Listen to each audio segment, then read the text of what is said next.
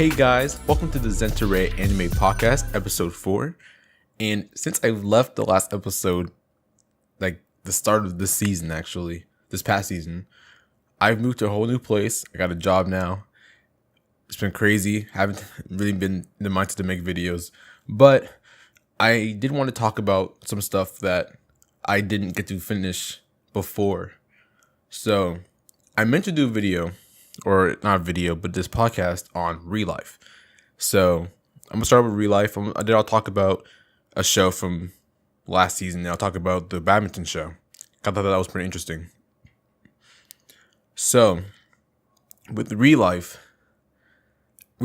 was a show that I initially started watching when it came out in that week, but as with seasonals as usual, you usually get lost in the sauce a lot. You get kind of caught up in the scenario of I have so many shows I need to watch, or I want to watch more of, that a show that comes out in 1 week in the whole sprint, I usually will not get to because I'm so caught up in seasonals and like a bunch of them, especially at that season, I had a bunch of shows I was watching that I didn't have the full amount of capacity for a ReLife. So I watched maybe an episode or two, dropped it, put it on hold for a long time, and I sought out to complete it. So earlier this year, I did, and I got through everything, and I really enjoyed it. I remember leaving it off, and I liked it. I thought it was really cool, and I thought it was really fun for what I saw. I liked the characters. I liked the main character. It was interesting, but I didn't really get fully into it. So this time, I think I got way more into it. I ended up finishing the show, and I ended up going to read the manga, or I guess I think it's Korean actually. So I think it's a manhwa. I don't remember. I'm very not the greatest with Korean terms. But I really enjoyed that too. So it's very, very, very rare. I really don't read manga, so it's very rare that a show can engross me so much. Not even because of the show itself, it's because I don't read manga. Even shows I really, really, really, really like, I usually won't read just because I want the show to come out first, and I'm very stubborn. But this is a show that I know was nearing the end of its manga run. I think Reddit was talking about it pretty much being nearing its ending run. So when I started watching it, it was right before the final issue came out. So I pretty much finished the show and went out to binge the whole rest of the thing from, I think, chapter 101, I think where I left off in the manga, and in the anime. And I went on from there, and it was just such a blast. So the characters are really fun, and I was really engrossed into the whole development of the main character and like his situation going through this ReLife, which is, getting a second chance at being, making different choices, making different decisions, and how that ended up for him as developing as a person, going from being someone who had a rough time, was working not the best job, coming off a stint, leaving another job after seeing a lot of injustices happen in the workplace. And you all know that the Japanese workplace is commonly talked about, especially even in anime, we talk about, different scenarios where people sometimes take their own life and have a lot of struggles in production and other issues among that have cropped up over the last years since anime has kind of came into the Western sphere of attention, and probably even before that, obviously. But I digress. And you see, and I think it was a pretty interesting the way they unveiled a lot of the kind of plot twists, like the main girl being also in her own ReLife. I think in her second ReLife, actually. I think it's her second ReLife. Having failed her first time, or the first year that she went through, and having the characters kind of unveil themselves and forget the main character. And it was a lot of like interesting moments, and I really enjoyed it. And I think reading it made it even better because it was really, really great. And having those characters kind of interact with each other was really what sold the thing to me. I liked the setting. Setting was nice. The characters were all nice. And the ending, honestly, was very satisfying. It set itself up for, like, if you wanted to continue it, I think they maybe could. depending on how they do it. But I think it was pretty satisfying how everyone ended up. The main guy becomes an agent, like the people who are around him to help other people with their real lives, like he was helped. And I believe the girl becomes a scientist. So they pretty much, I think that they try to wipe the memories of the girl. I don't remember. I think they're trying to wipe the memories of the girl from remembering who he was, because he was about to leave. But then they had done some jerry-rigging, I guess, to make it so they didn't forget each other. So they kind of brain zapped their memories back, de-amnesia'd, and they remembered each other. And that was interesting. It was very weird. It was very, very strange. I think because they reached each other from each other's mind because of the way that the real life worked. Because they were so close, they were supposed to forget about each other, but they ended up remembering each other, which I thought was pretty sweet. So overall, ReLife, or you the real life, as my friend Roger would say. He is the real life, not me. You are the real life, Roger. ReLife was a very sweet, fun work, and really the last thing I binged, I remember doing the poll back when I was doing my poll sessions, where I think it was between Land of the Illustrious and Girls Last Tour, which one I should watch, and they picked Girls Last Tour for me. So I got through halfway of that, and that was a show I was kind of trying to avoid, partially because of the hype. There's always that one show, like last season was Megalobox, partially because it's like not always due to disinterest. Megalobox is more due to disinterest, but sometimes they also do to a little bit of the hype and trying to everyone has a little contrarian in them, that doesn't watch something that they might like just because it gets hyped up a lot. So I gave it a chance, and I liked it. It was pretty nice. I have not finished it yet, though. That's the problem. I got halfway, and then I got distracted. I think I got school.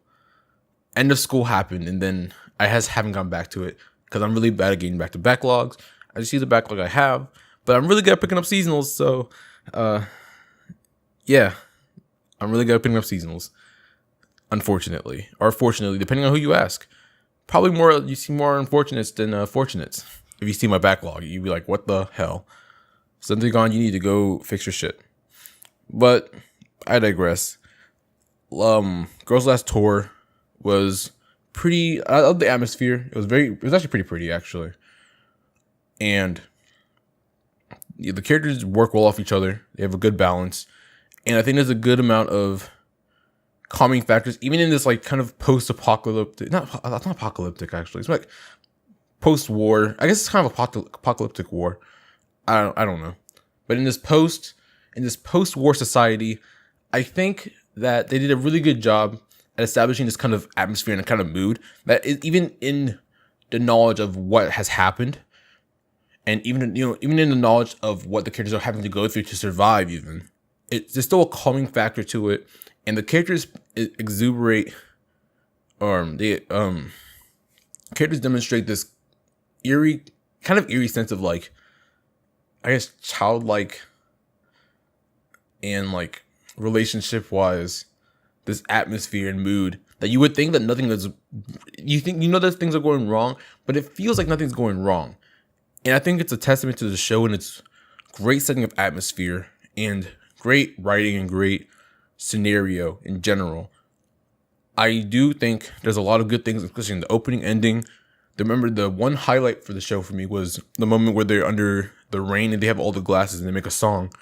And that was pretty much a good image of what the show really is, which is even in the brinks of a lot of things going on around them, they're still able to pretty much craft this universe for themselves and survive, and not really let it bring them down. Even when we see them having some hardships, like trying to do things or even almost die, they're just still great at being able to take their surroundings, take what is going on, and still go on and move on with a smile on his face. Especially with I think it's Yui. I'm very bad with names. It's been a long time, but the blonde character was such a delight. And at first, I was a little unsure about her, especially with the main girl. I think they have a good balance.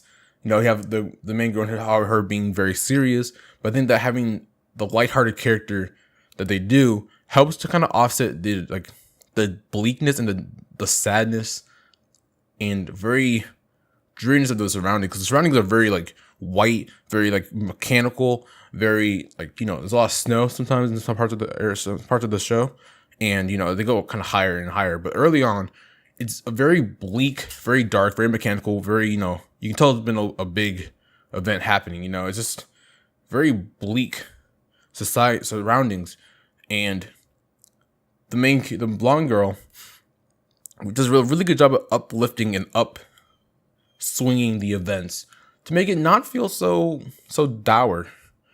And I do believe that she's held in check by her partner, and they both have such a good dynamic. And I think that's the biggest importance in these kind of shows, Yashike shows, is the character dynamics and the atmosphere. And I think that Girls Last Tour is a premium and excellent edition of that. So with all that, I'm pretty much done with the Pole Saga. I don't think I'll ever I might bring it back. I'll bring the Pole Saga back eventually when I'm less swamped in seasons. Maybe this season, actually, because this season I only have maybe 15 shows planned to watch.